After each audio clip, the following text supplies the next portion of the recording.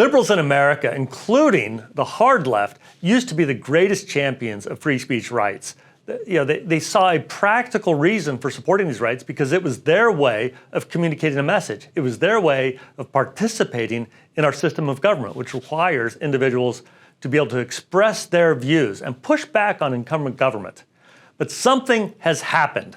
And the left, again, they used to be actively involved in supporting free speech rights, including things like the right to burn the flag, the right to communicate their ideas and express them as directly and honestly as they could.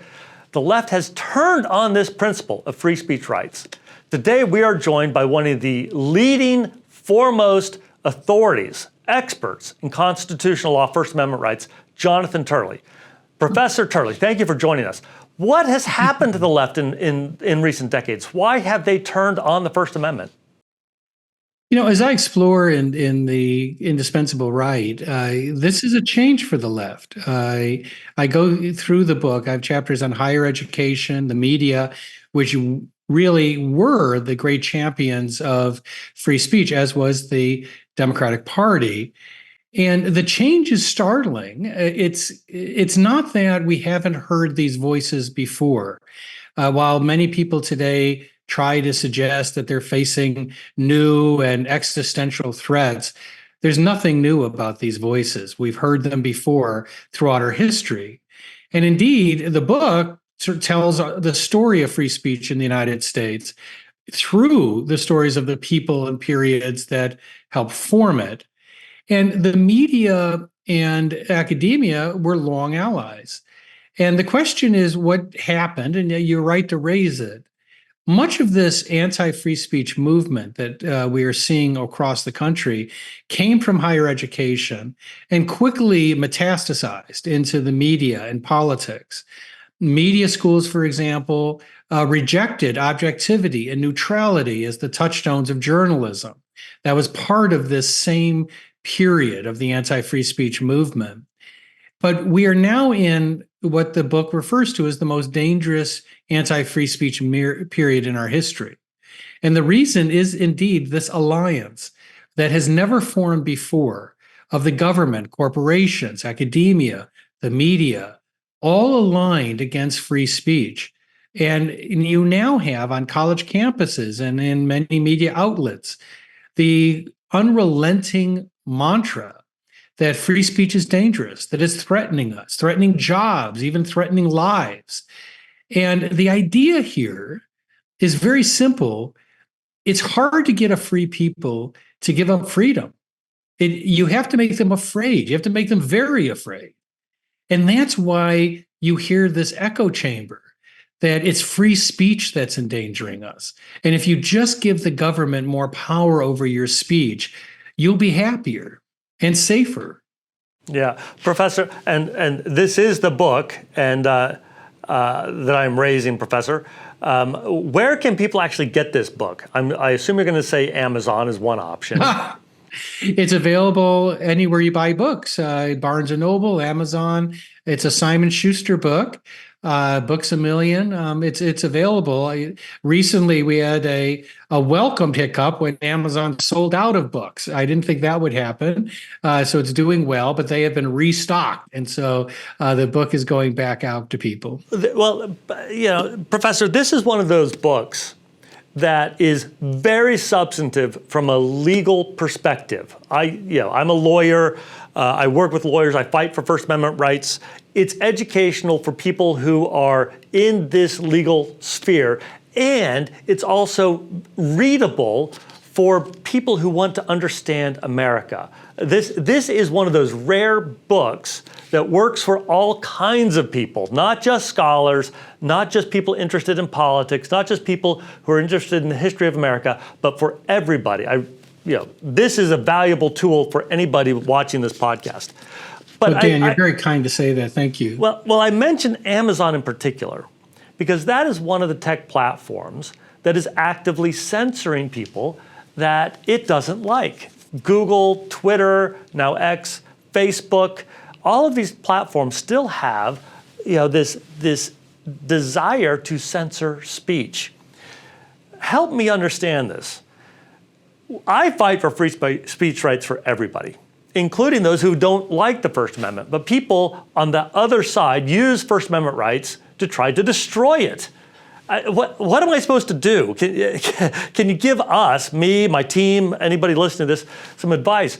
What do we do to protect the First Amendment, including from those who want to destroy it? Look, this is not an easy path to take. And Dan, you have been a great champion for free speech. It's a lonely fight. I just spoke this morning to hundreds of young interns on Capitol Hill, and I warned them that to join this fight is to commit yourself wholly to facing the barbs and the isolation and the shunning that comes with it.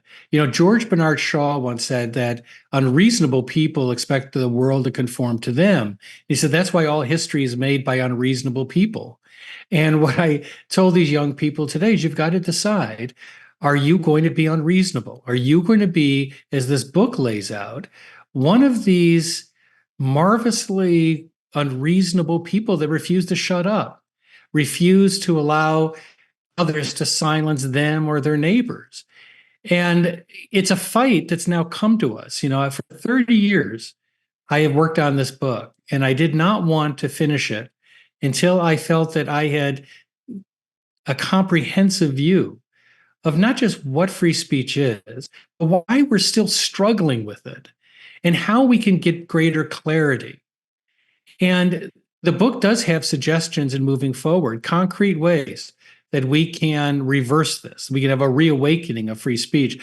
One of the things that I say in the book is that this anti-free speech movement is not a popular movement.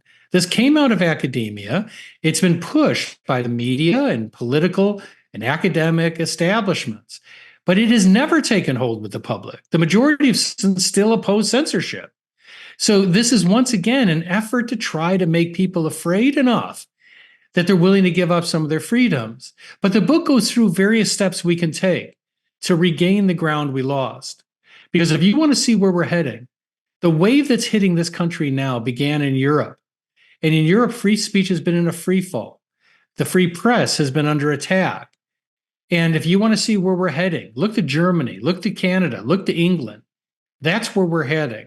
So many of these allies of the European movement are trying to replicate it here.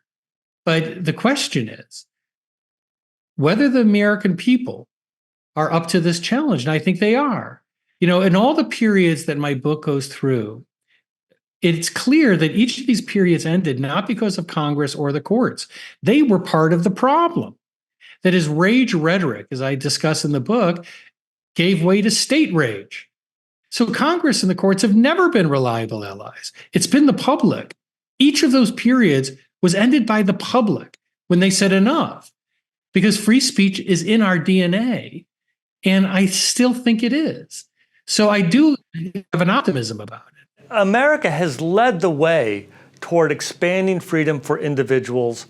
You know, people all over the world have followed our lead. You know, our free speech champions had a real impact on people like Lech Walesa and Václav Havel, you know, in the 1980s in Europe, who fought back against, you know, the tyrants from Moscow. And something has changed again in Europe, here, where people now see free speech as a threat to democracy, as opposed to the most important central element of democracy. I'm sure we have to win. Yeah. No, I think that's absolutely right. And part of the problem is that many of these younger people have been told since secondary school that free speech is dangerous, it's harmful. You should be triggered. You should not have to hear opposing views. We're raising a generation of free speech phobics, and they react now in this injured way because they've been nurtured to do that. They've been trained to do that. And the effort here is to change the character of American society. You know, Tocqueville talked about how we had certain innate qualities and traits as Americans. It made it hard for tyranny to take hold. But if you change that character, then yes, you can change America. Yeah, Professor, you have referred to free speech rights as a natural right. And I agree with you. It is a natural right. That not everybody agrees with us about that. But another part of the First Amendment is freedom of the press. And it seems to me that our founders recognized that a free press was necessary, separate from free speech rights, but a free press was necessary to be able to push back on incumbent government. The press was given this right. There is not a natural right within this corporation known as the media, but they were granted this right specifically to defend democracy. Today, how would you rate the media in terms of their responsibility to hold incumbent government accountable? Oh, the media, much like higher education, has abandoned its core principles by abandoning objectivity neutrality. J schools now teach that objectivity neutrality get in the way of social and political agendas. That's what we're producing from J schools, and it's having an impact. Recently, a new editor came to the Washington Post and dropped a truth bomb and told the staff, this is a direct quote, "Nobody's reading your stuff." He said, "You've lost $77 million in last year and half your readership. So we can't do what we're doing." The response of the reporters is to try to get him fired. So the media has for years been sawing at the branch that it's sitting on. People are walking away. They're going to new media. They're going to blogs. They're going to podcasts. They're going to sites like this one. And that new media is likely to win out because these outlets are failing. But the fascinating thing is that even as their companies fail, these reporters are resisting any effort to restore neutrality and objectivity. After all, the Let's Go Brandon movement was more of a criticism of the media than it was Joe Biden. They were responding to a reporter who had just said in front of them something that wasn't true to seemingly protect President Biden. And you see that those ripple effects across the media. I've worked for NBC twice, CBS twice, BBC, Fox. I've worked on all of the networks one time or another, and I've written for newspapers for 30 years. I've seen changes during that 30 years that I never thought I would see. And the reaction of the media has been denial. It was over 10 years ago. I spoke at the National Press Club, and I warned all of these people that you are indeed sawing at the branch you're sitting on. People are walking away. You have hit record lows of trust. And the response was really obviously chilling and cold. But I said, you know what? I'm sorry, but half of you won't even be here in 10 years because the public's is not interested. Who are you writing for? You've written off half the country. You do nothing but taunt that half. You refuse to run stories that you think are not good for the public to focus on. Who are you writing for? Because fewer people are reading it.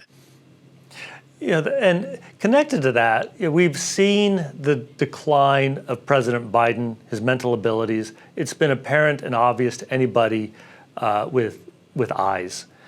But the media, until just recently, was telling us that if we were to criticize him, that those were cheap fakes, that it was untrue. And now we see people in the media running around pretending that they are aghast to discover that he is not the same guy they once knew. And it seems to me what they're really doing is trying to salvage their own reputation. Is there hope for the current media press corps to turn a corner and to become journalists again?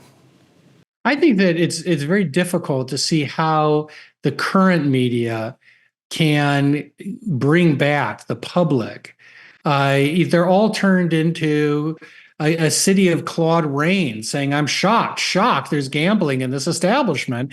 It's almost comical. No one believes them anymore. No one believes that, we're as shocked as you are that the president is enfeebled and has been declined mentally. When her report came out, they piled on her and said that this was a cheap shot. It's not true. They ran all these testimonials of how the president was sharp as a tack. And that's par for the course. They did the same type of spin on Hunter Biden's laptop. They've run false stories like the migrant whipping incident on the border, or the photo op in Lafayette Park, the Russian collusion story. That's the pattern that the public sees. And the fact is, they also know that you get a Pulitzer for the Russian collusion story. It was debunked. It was not true, but you get a Pulitzer. But there won't be a Pulitzer for the New York Post or anyone else who correctly reported on the Hunter Biden laptop, because that's no longer even possible in the media. Yeah.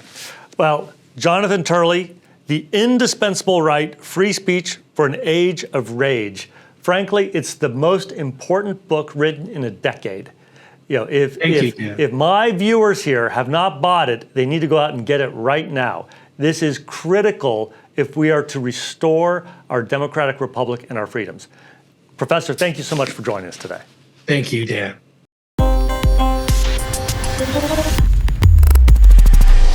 I want to invite you as my guest on a very special, once-in-a-lifetime, 7-day post-election cruise in the Caribbean.